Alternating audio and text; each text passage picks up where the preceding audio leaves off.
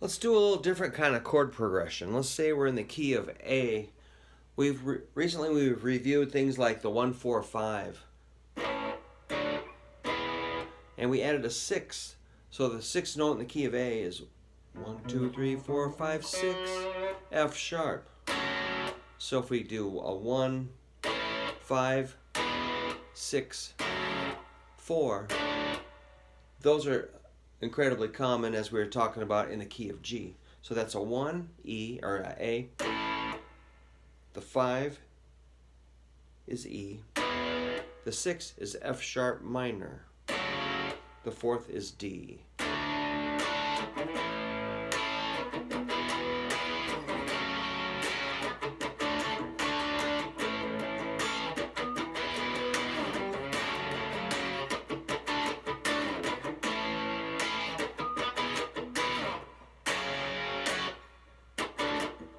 That's kind of a pleasant sound, you know, it's okay. But there's other chords we can throw in there, say like the 3. The third note in the key of A is C sharp. 1, 2, 3. So, if we take an A major chord, you can work it over to the 3, which has kind of a sympathetic yearning quality, in my opinion. Kind of wants to go to a 4, doesn't it? Maybe back to the 1. So that'd be a 1, 3, 4, 1. 1, 3, 4, and 1. Let's do a little trick on that 4. Now we know that's got to be major, right?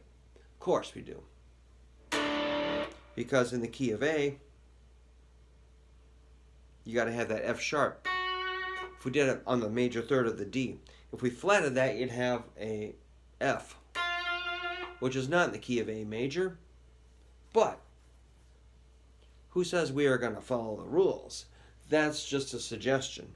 So what if we go A major to C sharp minor, a D major to a D minor, that's going to pull us back to A.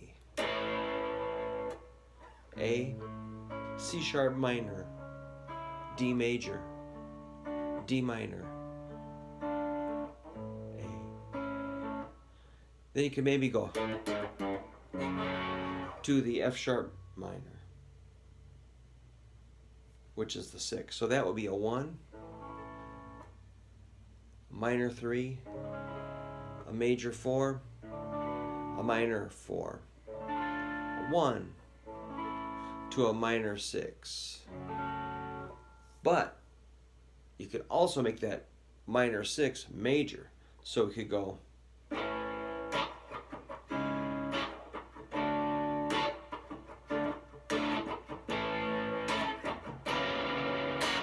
we got an A sharp in there, but once again, we're just sort of doing what we want to do because it sounds cool.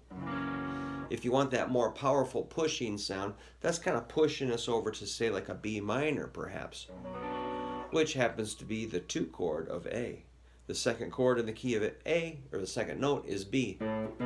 A, B. So we can put a B in there, and that's normally going to be a minor. We could combine it with that D minor and an A. That's just kind of how chords work.